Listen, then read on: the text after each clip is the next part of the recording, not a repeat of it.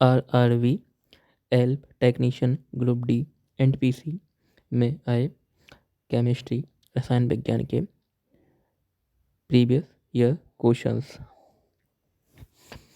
Question 1, निम्नलिखित में से किसके अणुओं के बीच आकर्षण बल अधिकतम होता है? आकर्षण बल सबसे अधिक होता है ठोस पदार्थों में, फिर लिक्विड, फिर गैसेस में। इनमें काइनेटिक यानी कि गतिज ऊर्जा भी सबसे अधिक होती है।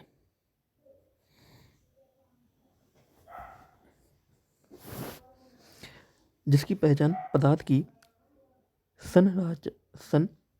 संरचनात्मक दृढ़ता और विकृति अर्थात आकार, आयतन और स्वरूप में परिवर्तन के प्रति प्रत्यक्ष विरोध के गुणों के आधार पर की जाती है। ठोस पदार्थों में उच्च यंग मापांक और अपरूपता मापांक होते हैं। ठोस के अणुओं के बीच आकर्षण बल अधिकतम होता है। द्रव के अणुओं के बीच आकर्षण ठोस के अणुओं से कम तथा गैस के अणुओं के बीच आकर्षण बल से सबसे कम होता है। पदार्थ के संदर्भ में निम्न में से कौन सा कथन सही है? पदार्थ के कणों के बीच कोई आकर्षण बल नहीं होता। पदार्थ के कण द्रव और वायुओं में सतत स्थानांतरित होते हैं। पदार्थ कणों से बना होता है। पदार्थ के कणों के बीच अंतर होता है। अंतर है एक पदार्थ के कणों के बीच कोई आकर्षण बल नहीं होता है। यह सही नहीं है। पदार्थ के कण द्रव और वायु में सतत स्थानांतरित होते रहते हैं। कोई भी पदार्थ हो वो सूक्ष्म कणों से बना होता है और इन कणों के बीच अंतर होता है।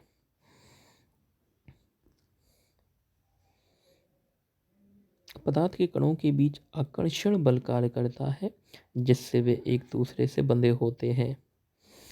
ठोस के कणों के संदर्भ में सही क्या है?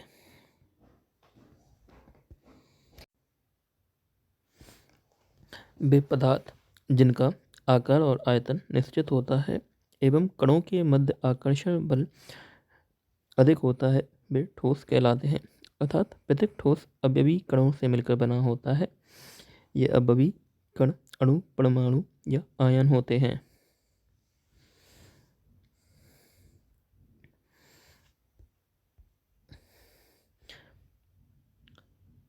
ठोस असंपीड्य एवं कठोर होते हैं तथा इनके अवयवी कणों के मध्य रिक्त स्थान कम होता है।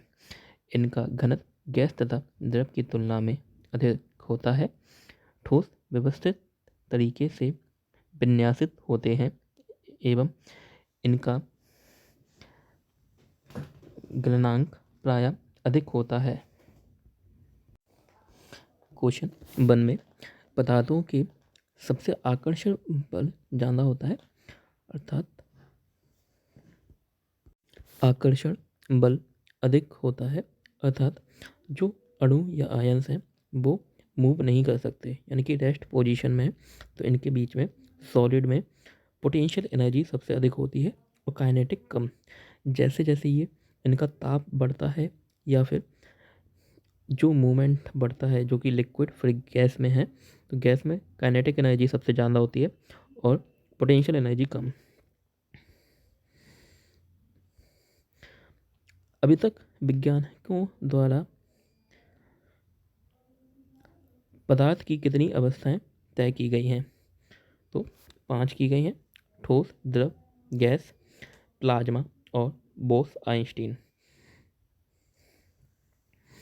पदार्थ ब्रह्मांड की विषय वस्तु है। प्रत्येक वस्तु जो स्थान घेरती है तथा जिसमें द्रव्यमान होता है पदार्थ या द्रव्य कहलाती है। वैज्ञानिकों के द्वारा ये इनकी संख्या 5 है। नीचे दी गई आकृति से क्या अनुमान नहीं लगाया जा सकता है? सॉलिड, ठोस, लिक्विड, गैस और प्लाज्मा पदार्थ की चारों अवस्थाओं की आणविक व्यवस्था देखी जा सकती है। प्लाज्मा एक तरल पदार्थ है जो शरीर के सभी कोशिकाओं में मौजूद है। यह आकृति पदार्थ की चौथी अवस्था अर्थात प्लाज्मा को प्रदर्शित करता है। यह आकृति पदार्थ की विभिन्न अवस्थाओं के बारे में जानकारी प्रदान करता है। तो ये जो है आकृति से क्या अनुमान नहीं लगाया जा सकता। अनुमान की बात हो रही है। ये फैक्ट अगर हमें नहीं पता है, दी गई आकृति में प्लाज्मा एक तरल पदार्थ है जो शरीर की सभी कोशिकाओं में मौजूद है का अनुमान नहीं लगाया जा सकता। यह ठोस, द्रव तथा गैस के गुणों से काफ़ी भिन्न होता है, इसलिए इसे पदार्थ की एक भिन्न अवस्था या चौथी अवस्था माना जाता है। यह तरल पदार्थ केवल लाल रक्त कोशिकाओं, सफ़ेद रक्त कोशिकाओं और बिंबाणु प्लेटलेट्स में पाया जाता है। प्लाज्मा का काम इन्हें पोषण पहुंचाना, रक्त वाहिनियों में इनके विचरण में सहायता करना है। में विसरण अत्यधिक तीव्रता से होता है। मूवमेंट की अगर हम बात करें तो ये किस में होगा? पदार्थ की अवस्था ठोस, द्रव और गैस में से गैस में आयतन और आकार अनिश्चित होते हैं, जिस कारण गैसों में विसरण अत्यधिक तीव्रता से होता है, क्योंकि गैस के अणुओं में आकर्षण बल एवं प्रकीर्षण नहीं होता है। गैस में गतिज ऊर्जा सबसे अधिक होती है। निम्नलिखित में से कौन सा कथन गलत है? पदार्थ के कण स्थित अवस्था में होते हैं। पदार्थ के कण बहुत छोटे होते हैं। कण एक दूसरे को आकर्षित करते हैं। रिक्त स्थान होता है। अवस्था कण की स्थिर अवस्था डिपेंड करती है पदार्थ सॉलिड है, लिक्विड या गैस। तो ये गलत है। पदार्थ के कण निरंतर गतिशील होते हैं। पदार्थ के कण एक दूसरे को आकर्षित करते हैं। पदार्थ के कणों में गतिज ऊर्जा होती है और तापमान बढ़ाने पर कणों की गति तेज हो जाती है। एक शुद्ध पदार्थ है मीथेन। मीथेन शुद्ध पदार्थ है। यह पृथ्वी की सतह के नीचे पेट्रोलियम पदार्थों के साथ प्राकृतिक रूप गैस के रूप में पाई जाती है। यह दलदली भूमि में भी मिलती है, इसलिए इसे मार्स गैस भी कहते हैं। निम्नलिखित में से कौन से विधान सत्य है?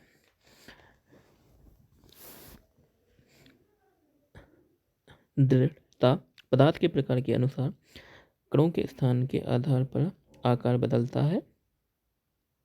उदाहरण के लिए ठोस पदार्थों का निश्चित आकार होता है, जबकि तरल पदार्थ उनके पात्र का आकार प्राप्त करते हैं। और देखा जाए तो गैस का कोई भी आकार नहीं होता है। संपीड्यता यह पदार्थों का वह गुण है जिसके कारण उच्च दाब पर उनका आयतन कम हो जाता है। गैसों में यह गुण पाया जाता है। तो कौन सी ये सही है? टफनेस दैट इज पदार्थों में दृढ़ता के गुण के कारण पदार्थ टूटने से पहले अपने ऊपर लगने वाले झटकों या धक्कों का विरोध करता है। ए तथा ए गलत है। कथन बी सही है। गैसों में सबसे अधिक पाई जाती है, इसके कारण उच्च दाब पर इनका आयतन कम हो जाता है। जैसे जैसे इनका प्रेशर इन पे बढ़ता है,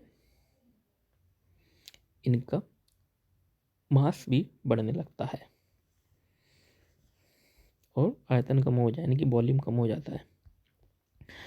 मिश्रण प्रकृति में हो सकता है समांगी और विसमांगी दोनों। Homogeneous that is and heterogeneous. समान अंगों का मिश्रण समांगी, जैसे नमक और जल का मिश्रण, चीनी और जल का, जो घुलने के बाद एक जैसे ही दिखते हैं। मिट्टी और रेत का, बिस्मांगी, तेल और जल का। इन्हें मिलाने पर इनका जो सॉल्यूशन घुलता नहीं है, अलग अलग ये दिखेंगे। एक मिश्र धातु किसका उदाहरण है? ये दो या दो से अधिक रासायनिक पदार्थों के समांगी मिश्रण को विलयन कहते हैं। प्रमुख प्रकार के विलयन निम्नता: ठोस में ठोस का विलयन, मिश्र धातुएं जैसे पीतल, तांबा और जस्ता से बना है। ठोस में द्रव का विलयन जैसे थैलियम धातु में पारा का। गैस में ठोस का, वायु में कॉपर का।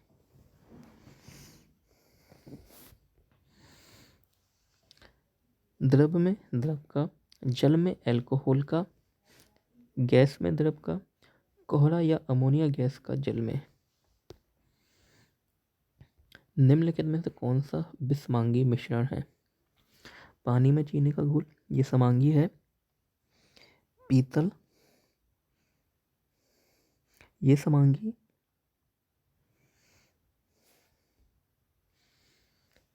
दूध एक विषमांगी मिश्रण है। विषमांगी मिश्रण वह मिश्रण होता है जिसके प्रत्येक भागों में उसके अवयवी पदार्थों के संघटन व विभिन्न गुण धर्म एक जैसे नहीं होते, जैसे लोहा एवं गंधक का मिश्रण, बालू और नमक का मिश्रण।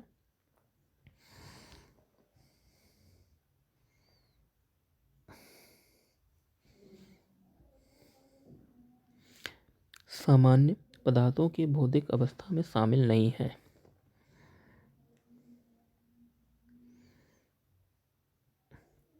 क्लोराइड पदार्थ सामान्य पदार्थों की भौतिक अवस्था में शामिल नहीं है।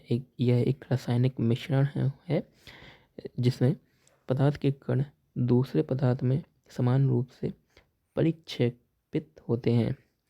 पदार्थ की मुख्यतः तीन अवस्थाएं ठोस, द्रव और गैस होती हैं। हवा एक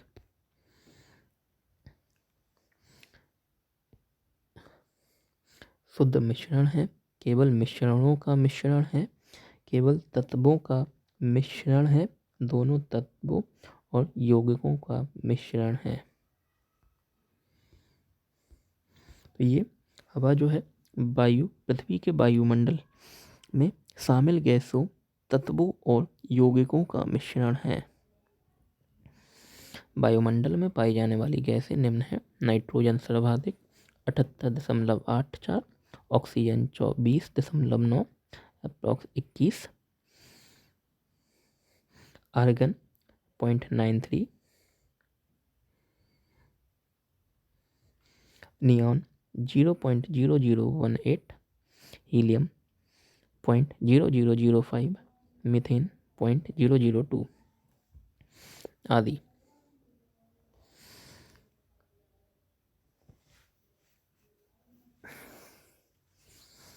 वह विजातीय मिश्रण जिसमें विलय के कण घुलते नहीं हैं बल्कि पूरे माध्यम में निलंबित बने रहते हैं, कौन सा कहलाता है? ऐसा मिश्रण जिसमें विलय के कण घुलते नहीं हैं बल्कि पूरे माध्यम में निलंबित बने रहते हैं वह सस्पेंशन कहलाता है। विज्ञान में कौन सा नियम मिश्रण के गुणों का पालन नहीं करता है? रसायन विज्ञान में वह पदार्थ जो दो या दो से अधिक तत्वों, यौगिकों और पदार्थों को किसी भी अनुपात में मिलाने से प्राप्त होता है मिश्रण कहलाता है। अर्थात मिश्रण की कोई निश्चित संरचना तय नहीं है। मिश्रण को सरल यांत्रिक विधियों द्वारा पुनः उसके प्रारंभिक अवयवों में अलग किया जा सकता है। मिश्रण में उपस्थित उसके घटक अपने गुणों को सदैव बरकरार रखते हैं, जैसे नमक व बालू का मिश्रण। जब दो तरल पदार्थ एक दूसरे में घुलते नहीं हैं तो सॉल्यूशन नहीं बनाते, तो उसे क्या कहते हैं? अमिश्रणीय।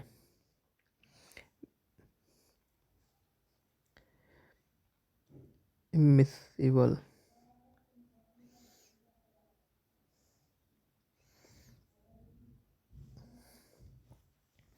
जैसे तेल और पानी का मिश्रण।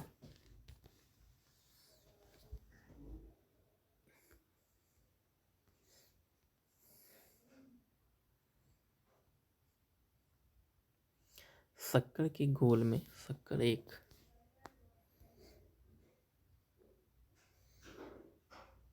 घुला हुआ पदार्थ है। दो या दो से अधिक पदार्थों ठोस तरल गैस का समांगी मिश्रण विलयन कहलाता है। इसके साधारणतः मुख्यतः अवयव जो मात्रा में अधिक होते हैं वे विलायक होते हैं तथा जो कम मात्रा में होते हैं उन्हें विलय घुला हुआ पदार्थ कहते हैं। जल एक अच्छा विलायक है क्योंकि इसमें विभिन्न प्रकार के पदार्थ पूर्णतः घुल जाते हैं। इसी कारण जल को सर्वाधिक विलायक कहा जाता है। शक्कर के घोल में शक्कर एक घुला हुआ पदार्थ विलय है क्योंकि इसकी मात्रा विलायक में कम होती है। एक यौगिक नहीं है, कंपाउंड नहीं है। चौक, sulphur dioxide, lead and hydrogen sulphide. Lead जो दो या दो से अधिक तत्व जब एक निश्चित अनुपात में रासायनिक बंध द्वारा जुड़कर जो पदार्थ बनाते हैं वो रासायनिक यौगिक कहते हैं। जैसे चौक, हाइड्रोजन सल्फाइड, सल्फर। लेड एक तत्व है। जैसे Pb से रिप्रेजेंट करते हैं रेत और चीनी का मिश्रण। निलंबन है विजातीय, सजातीय या कोलाइडी विलयन है। रेत और चीनी का जो मिश्रण है ये विजातीय है।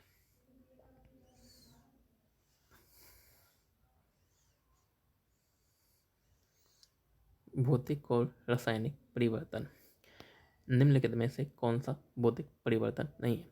ठोसों का द्रव में पिघलना, गैसों का द्रवों में द्रवीकरण, पदार्थों का किण्वन और द्रवों का गैस में बाष्पीकरण। भौतिक परिवर्तन की बात कर रहे हैं, इसमें पदार्थों का किण्वन इस कोई भौतिक परिवर्तन नहीं है, एक रासायनिक प्रक्रिया है या परिवर्तन है। जैसे दूध से दही का बनना, गन्ने से रस के रस से सिरके का बनना आदि।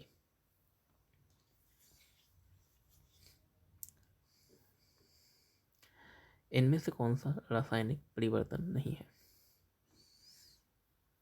ईंधन का दहन ऊर्जा का समाप्त हो गया। अम्लीकृत जल का विद्युत अपघटन। ऑक्सीकरण, लोहे में जंग लगना। प्लैटिनम तार का जलना। एसिडिक जो वाटर है उसका इलेक्ट्रिक डिकम्पोजिशन होना, ये रासायनिक परिवर्तन नहीं है।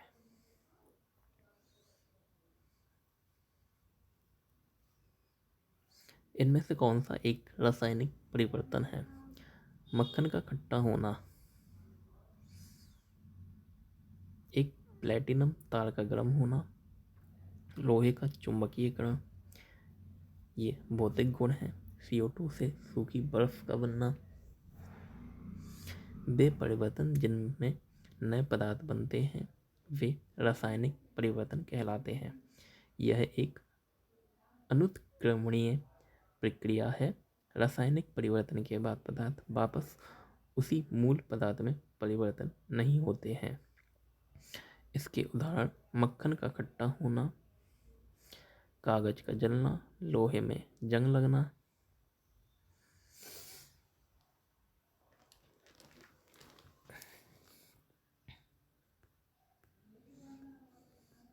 लोहे में जंग लगना किसका सामान्य उदाहरण है?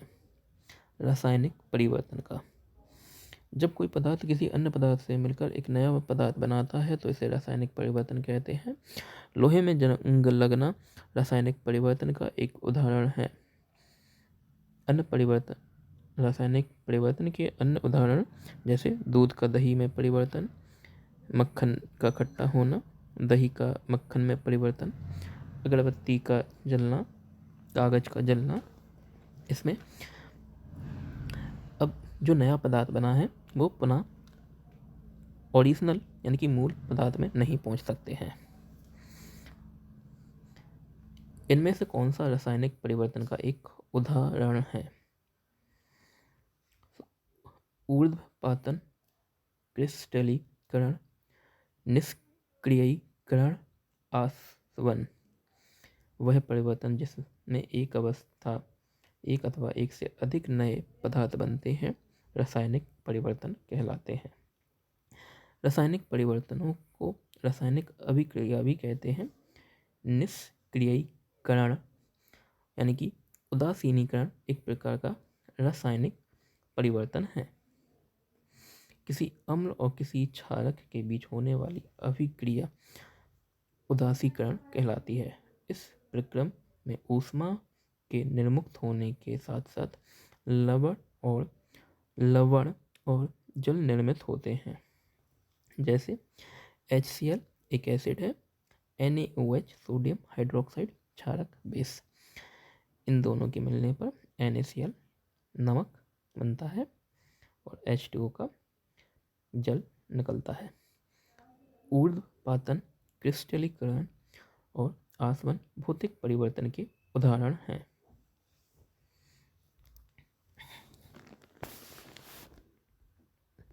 एक रासायनिक परिवर्तन नहीं है। अंडा पकाना, एक आइस क्यूब का पिघलना, केक को बेक करना, केला का सड़ना।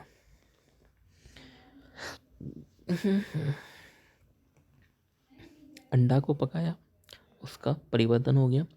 आइस क्यूब का पिघलना, ये जो परिवर्तन हुआ है ये भौतिक परिवर्तन है। केक को बेक करना, पदार्थ के आकार, माप, साइज, रंग और अवस्था जैसे गुण उसके भौतिक गुण होते हैं। वह परिवर्तन जिसमें किसी पदार्थ के भौतिक गुणों में परिवर्तन हो जाता है वह भौतिक परिवर्तन है। ऐसे परिवर्तनों में कोई नया पदार्थ नहीं बनता है। आइस क्यूब का पिघलना भौतिक परिवर्तन का उदाहरण है। शेष अन्य विकल्प रासायनिक परिवर्तनों के उदाहरण हैं। उस प्रक्रिया का क्या नाम है जिसमें गैस सीधे ही ठोस अवस्था में परिवर्तित हो जाती है? Sublimation, deposition, condensation, evaporation. तो ये डिपोजिशन होता है। वह प्रक्रिया जिसके द्वारा कोई पदार्थ गैस अवस्था में से सीधे ठोस में अवस्था में परिवर्तन हो जाता है, डिपोजिशन।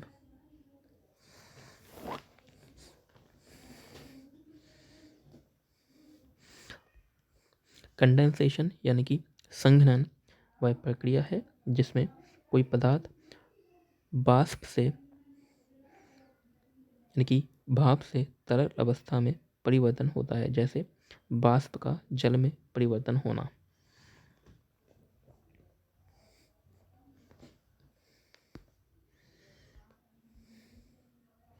सब्लिमेशन वह प्रक्रिया है, ऊर्ध्वपातन वह प्रक्रिया है जिसके द्वारा कोई पदार्थ ठोस अवस्था से सीधे गैस में परिवर्तित होता है।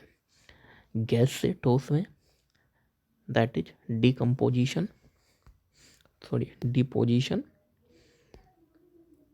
एंड ठोस से गैस में सब्लिमेशन या ऊर्ध्वपातन। वाष्पीकरण वह प्रक्रिया जिसमें कोई पदार्थ तरल द्रव अवस्था से वाष्प में बदलता है और वाष्प से तरल में बदलने को संघनन या कंडेंसेशन कहते हैं।